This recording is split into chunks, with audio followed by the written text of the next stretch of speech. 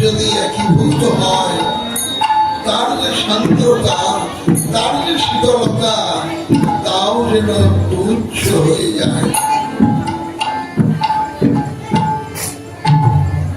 কাপাতুর পাপাতুর বিরোহাতুর, যে কেউ একবার যদি প্রেমময় গৌরাঙ্গ রূপ খাটি অন্তরে নিবিড় ভাবে ভাবনা করে, তাহলে তাদের হৃদয়ের সমস্ত তাপ বিগলিত হয়ে যায়।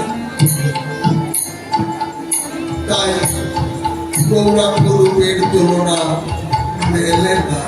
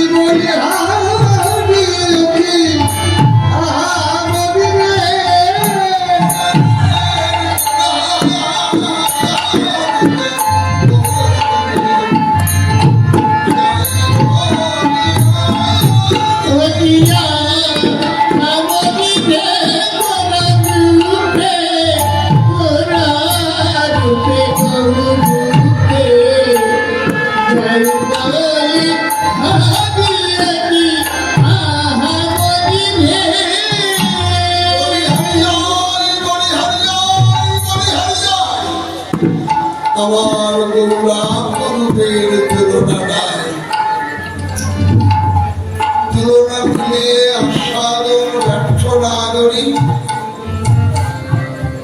নতমস্তক হয়েছে। লক্ষ্য করেছে গৌরাঙ্গের চরণ যুগলে আহমরি শ্রী গৌরাঙ্গের চরণে এত শোভা। কেমন কেমন সে শোভা বলেন। শ্রী গৌরাঙ্গের চরণ যুগল, দুটি চরণ, দুটি চরণে 10টি নখ। সেই নখগুলো এমন সুদীপ্ত ঝলমল ঝলমল করছিল, দেখে মনে হচ্ছিল ওরে নক্ত নয়, যেন হেরি সোজা করো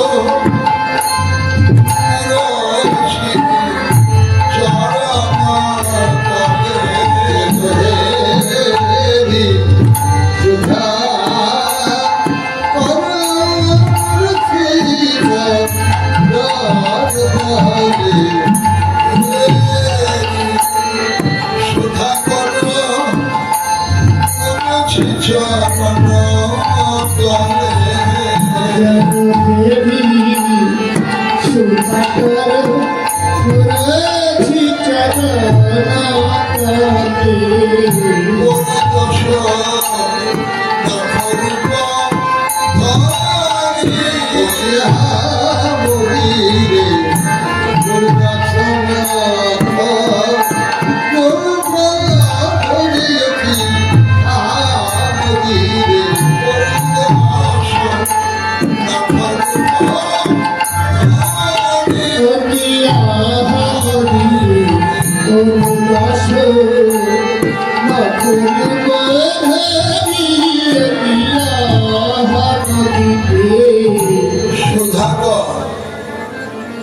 সুধাগর অর্থ চাঁদ, চাঁদের এক নাম সুধাকর।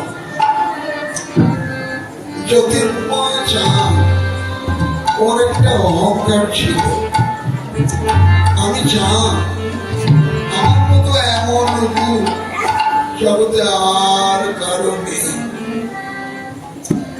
এই রূপের অহংকারটা চাঁদের ছিল।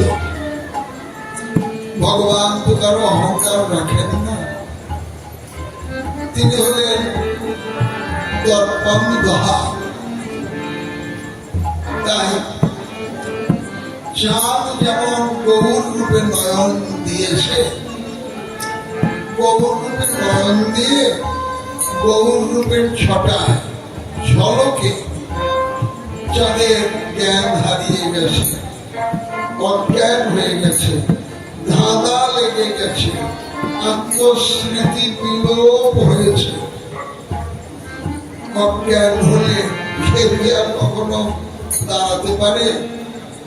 তাই চাঁদও গগনে দাঁড়াতে পারেনি, পড়ে গেছে ভূতলে মাটিতে। কঠিন মৃত্তিকা, কঠিন মাটি, আঘাতজনিত কারণে চাঁদ ভেঙে টুকরো টুকরো হয়ে গেছে। যখন 10 টুকরো হয়েছে তখন জ্ঞান ফিরেছে, আর জ্ঞান ফিরে সম্মুখে দেখেছে প্রেমময় গৌরাঙ্গুরু। গৌরাঙ্গুরু দেখে চাঁদ অন্তরে জেগেছে অনুরাগ, দৈন্য। তাই খণ্ডিত চাঁদ 10 খণ্ডে বিভক্ত হয়েছে। তো শ্রী গৌরাঙ্গ চরণে 10টি আঙুলে 10টি নখ রূপে উদয় হয়েছে। কিন্তু চাঁদ যখন গগনে ছিল তখন তোর বুকে কলঙ্কের কালো দাগ ছিল। গৌর চরণে উদয় হয়েছে, সে কালো দাগ তো দেখি না। ও নাগরিকটি আবার ভাবলেন কালো দাগ থামলে কেন? চাঁদ যখন গগনে দাঁড়িয়েছিল তখন ওর খুব অহংকার ছিল, রূপের অহংকার। তাই ওর মুখটা ছিল কলঙ্ক ভরা। এখন তো অহংকার নেই। গৌর রূপ দেখে অহংকার দূরে গেছে, অহংকার তিরোহিত হয়েছে। তার উপরে ভগবানের চরণে আশ্রয় নিয়েছে কিনা। গৌর চাঁদের বিমল ছটায় চাঁদের কলঙ্ক ঘুচে গেছে, মুছে গেছে।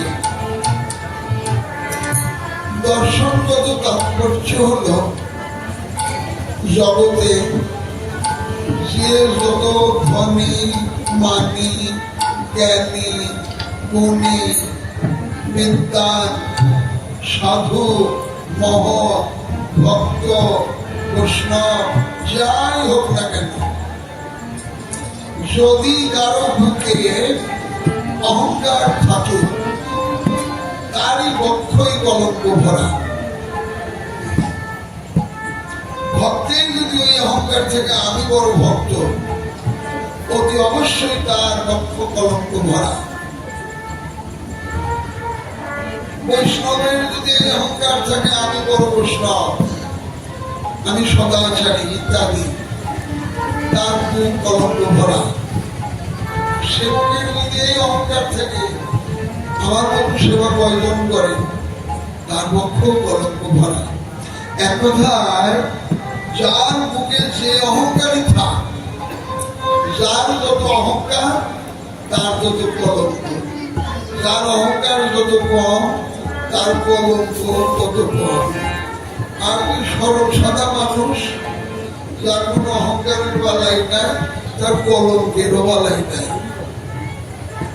ভক্তি শাস্ত্রের সিদ্ধান্ত বাক্য হল, নির্মল হৃদয় ছাড়া কখনো কেউ ভগবানকে আস্বাদন করতে পারেনি, পারছে না, পারবেও না। জপ তপ ভজন সাধন যে যতই করুক, তাকে অতি অবশ্যই হতে হবে নির্মল চিত্তের অধিকারী। ভগবান তিনি শুদ্ধ সত্যময়, বিশুদ্ধ হৃদয়ের ভালোবাসা ছাড়া কিছু গ্রহণ করেন না। তাই নদীয়ার নাগরিকের তুলনা মিলায় গৌরাঙ্গ রূপখানি আস্বাদন করতে পারছেন না। দেবী সুধা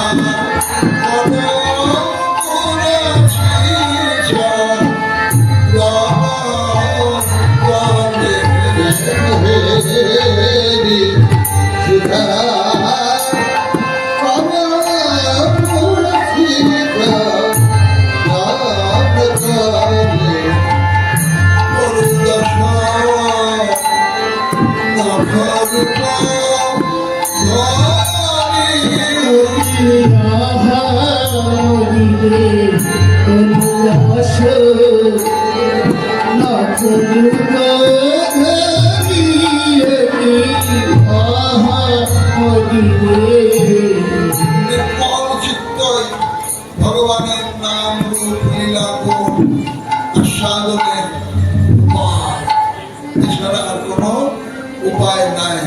নির্মল চিত্তের অধিকারী হওয়াই ভগবত সাধনা। তাই গৌরাঙ্গ রূপের তুলনা মিলিয়ে আস্বাদন করতে পারছেন না। ভাবনা করলেন, আচ্ছা দেখি তো আর কিছু দিয়ে আস্বাদন হয় কিনা। গৌরাঙ্গের অঙ্গের বর্ণ সোনার বর্ণ তো, তাই সোনাকে উপস্থাপন করলেন গৌরাঙ্গ রূপের সম্মুখে। ফল ভালো হলো না। সোনা